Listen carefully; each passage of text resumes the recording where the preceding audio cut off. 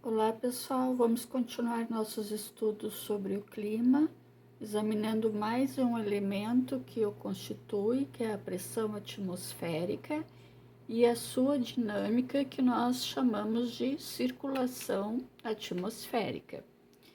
Primeiro, definindo o que é pressão atmosférica: a força exercida pela atmosfera sobre uma superfície. Pela atmosfera, ali tá errado. Bom, nós vimos que no vídeo anterior que o campo magnético da Terra e a ação da gravidade possibilitaram a formação da atmosfera, essa camada de gases, né, que nós conseguimos manter atraídos sobre o planeta Terra, que é essa grande massa, né, que exerce uma força muito grande. Bom, a pressão dessa camada sobre a superfície terrestre nós chamamos de pressão atmosférica. E sabemos que a superfície ela não é completamente plana, então nós consideramos, né, ao nível do mar, a região que tem uma maior pressão. Se nós examinarmos aqui essa gravura, nós temos então aqui ao nível do mar, nós teremos uma concentração maior dos gases da atmosfera, isso dentro da troposfera, né? Que nós sabemos que nós vivemos, a camada da atmosfera que nós temos contato é a troposfera. Mas quanto mais próximo da superfície, maior a concentração de gases, inclusive do ar. Então, isso significa dizer que, em relação a isso, a pressão a nível do mar ela é maior e ela é constante. Bom, nós vamos subindo, se nós examinarmos aqui uma montanha, nós observamos que as partículas de ar e outros gases, elas vão diminuindo, né? O que significa dizer que a pressão atmosférica vai diminuindo. Quanto mais em direção ao espaço, menor será a pressão. Bom, ocorre que essa pressão ela não é sempre igual. Na verdade, tem vários elementos que atuam nessa pressão. E o principal deles, aqueles que nós chamamos de que vai gerar uma circulação primária, é justamente a temperatura. Nós já vimos que o planeta Terra ele não recebe uma radiação uniforme, né, como o próprio desenho aqui lembra disso, e isso vai fazer com que essa pressão ela seja alterada, que ela tenha vários sentidos, né, que ela tenha várias pressões. E este movimento dessa pressão é o que nós chamamos de circulação atmosférica. Essa variação da pressão que produz diversos movimentos que nós chamamos de ventos. Tá? Então, o principal elemento aqui que nós vamos examinar, que vai gerar o que nós chamamos de zonas de alta pressão e de baixa pressão, tem a ver justamente com a temperatura, com o resultado, né, daquilo que advém da radiação solar, principalmente, não só, mas principalmente. Então, nós observem aqui a Terra, nós vamos ver que aqui as regiões próximas ao Equador serão as regiões de baixa pressão, porque serão as regiões mais quentes. Quanto mais eu me aproximo aqui nos polos, são regiões de alta pressão. E por que eu digo alta e baixa pressão em relação à circulação atmosférica?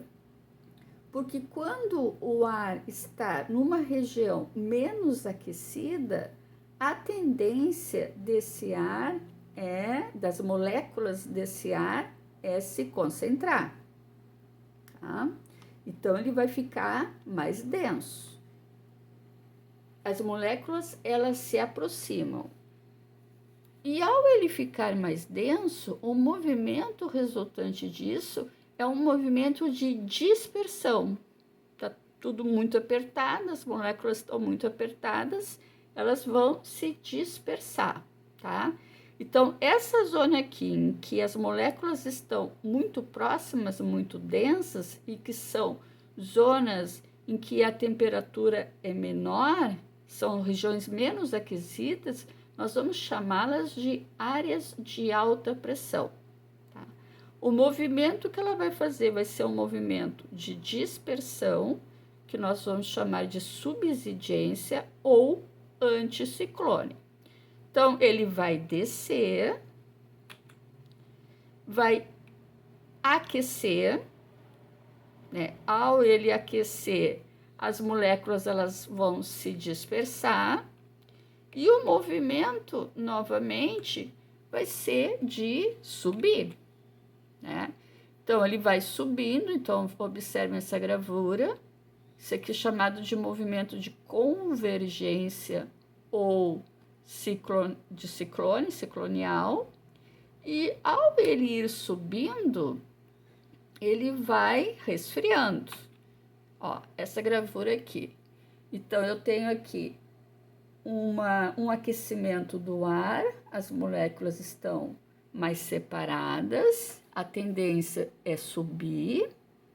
Então, ele vai subindo, à medida que ele vai subindo, ele vai se resfriando. Tem o gradiente térmico aqui que nós denominamos. A cada 1 quilômetro vai decrescer 6 graus nessa temperatura. Então, observe que ele vai subindo, se resfriando. Então, a umidade que vem desse calor, ela vai chegar a um ponto de condensação e aí é possível as precipitações, tá? Bom, aí o que acontece? O ar se resfria, ele vai se aproximar de novo, as moléculas vão se aproximar, ficando denso, e ele vai repetir o movimento. Na verdade, esse movimento ele começa a partir das áreas de alta pressão, porque é onde o ar está pesado, ele vai descer, ficando mais leve, ele aquece, sobe. Então, veja que este movimento aqui, que ele é repetitivo, porque não tem vácuo, ele não para, nós vamos chamar de correntes de convecção. Ele é um movimento químico que ocorre, por exemplo, na água quente da chaleira, se vocês observarem, ocorre nas placas tectônicas, o movimento das placas tectônicas, e vai ocorrer também aqui nessa circulação de ar, tá? Então, da alta pressão, que são as regiões menos aquecidas, em que o ar está mais denso, descendo, veja que aqui ele vai estar, é um ar seco, ele vai expressar, aqui, eu tinha uma outra gravura, ó, ele vai expressar um tempo seco, tá? Por quê? Porque ele já, quando o ar subiu, né, ele já condensou e já choveu. Então, quando ele desce, esse movimento de anticiclone, ele se refere a tempo seco, a tempo bom.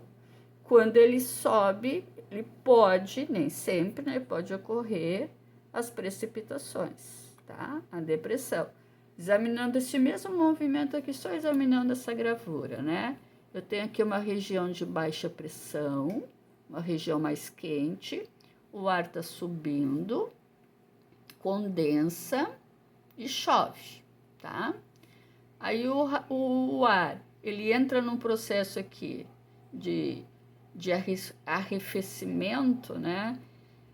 Ele vai gerar um clima, ele está seco, um clima bom, se as moléculas se aproximam, o ar fica denso e ele vai aquecer, né? Vai descer aquecendo. Então, o movimento é um movimento que vem de alta pressão para baixa pressão, tá? E também chamamos esse movimento, né, o de alta pressão de anticiclone e o de baixa pressão, que é o que sobe, o que vai convergir, de ciclone. São tudo aqui termos, né, técnicos que é importante nós conhecermos, né? Então, a descida subsidência e a subida ascendência. A descida o anticiclone, a subida o ciclone. Bom, nós já vimos então aqui, né, que ele tem um padrão, né? Cadê aqui?